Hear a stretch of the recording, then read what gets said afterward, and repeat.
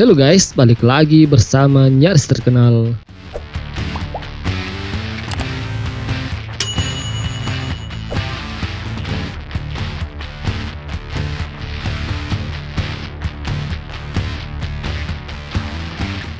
Jatuhnya pesawat Su-35 di Laut Okhotsk, wilayah Khabarovsk, timur jauh Rusia pada 31 Juli 2021 membuat kaget banyak pihak. Bukan apa-apa, Su-35 merupakan salah satu jet tempur andalan Rusia yang juga diandalkan untuk jadi primadona ekspor.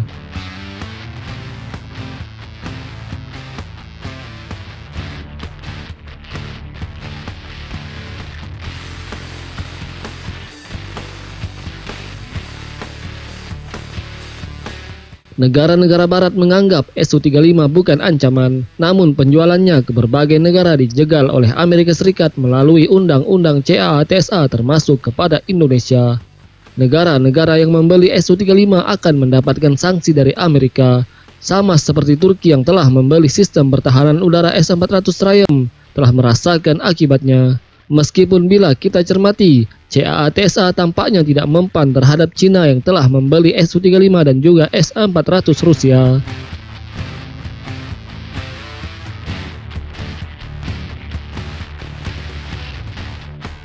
Di sisi lain, pertanyaan lain pun muncul. Apakah India juga akan terkena sanksi dari Amerika setelah pengiriman S-400 dari Moskow ke New Delhi dilaksanakan? Sementara Amerika masih punya proyek yang banyak untuk menjual berbagai alutsistanya kepada India, termasuk menawarkan F-16 Viper dan F-15EX.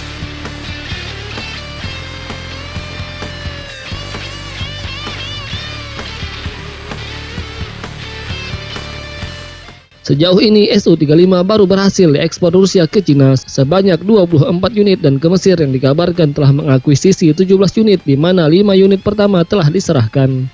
Jatuhnya Su-35 sudah pasti akan dipandang orang bakal mempengaruhi penurunan minat negara lain untuk membeli pesawat ini. Hanya saja perlu diketahui, ternyata dalam 33 tahun terakhir, baru satu Su-35 yang jatuh. Su-35 memiliki rekor positif dalam penerbangannya selama 3 dekade, yaitu sejak prototipe pesawat ini, yaitu Su-27M mengudara perdana pada 28 Juni 1988.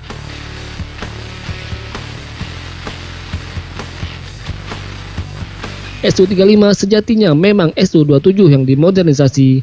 Kode Su-35 digunakan pasca Uni Soviet runtuh di mana pengembangan Su-27M dilanjutkan lagi oleh Rusia walau sempat tersendat-sendat. Su-27M dengan kode Su-35S untuk Angkatan Udara Rusia mengudara perdana pada 19 Februari 2008.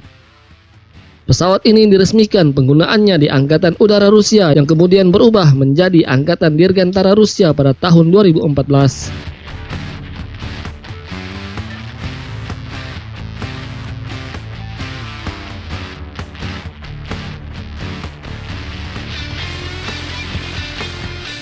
Pemesanan batch pertama Su-35S untuk Angkatan Udara Rusia sebanyak 48 unit ditandatangani Kementerian Pertahanan Rusia di pameran udara MAX 2009.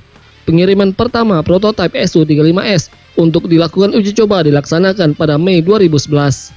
Tahun berikutnya dikirimkan lagi 2 prototipe dan 4 pesawat seri produksi dilanjutkan dengan pengiriman 6 unit lagi seri produksi di akhir tahun 2012. Pesawat-pesawat tersebut melakukan uji coba tahap kedua di Gromov Flight Research Institute Zhukovsky. Pada tahun 2013, Angkatan Udara Rusia kembali menerima pengiriman hingga 12 unit seri produksi diikuti pengiriman selusin tambahan pada tahun 2014. Dan di tahun 2013, untuk pertama kalinya Rusia memboyong Su-35S ke pameran udara paling bergengsi di dunia yaitu Paris Air Show. Di pameran tersebut, Su-35S menjadi bintang udara yang sekaligus membuat tidak senang pihak-pihak barat.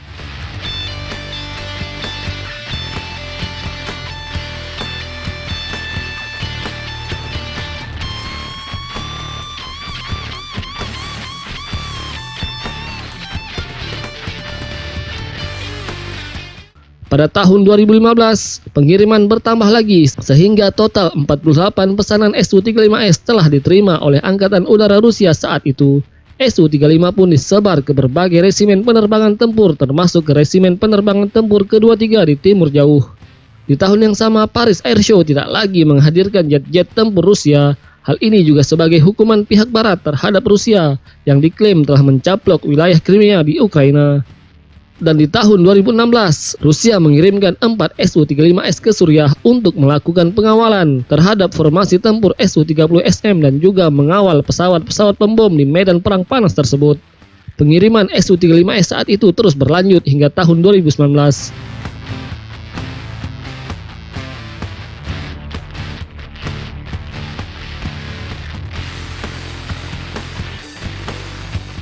Su-35S mencapai kemampuan operasional penuh atau FOC di Angkatan Dirgantara Rusia pada tahun 2018.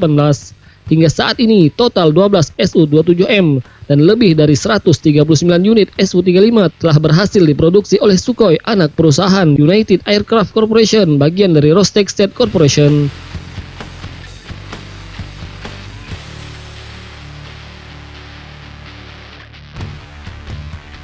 Su-35 dilengkapi mesin kembar Saturn A41F1S yang lebih bertenaga dibanding serial mesin AL-31 pada keluarga flanker terdahulu. Dengan dua mesin andal tersebut, Su-35 yang sering dijuluki Super Flanker ini mencatatkan rekor positif dalam pengoperasiannya.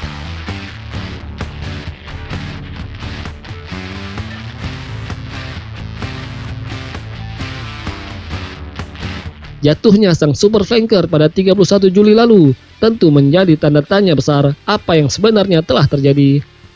Rusia menyatakan telah terjadi kegagalan mesin sesaat sebelum pesawat jatuh dan pilot memutuskan untuk ejek. Kala itu pilot sedang melaksanakan pelatihan terbang menggunakan jet tempur generasi 4++ tersebut. Kecelakaan pesawat tentu diakibatkan oleh berbagai hal, dan hal itu pula yang kiranya kini masih menjadi misteri sebelum investigasi tuntas dilaksanakan.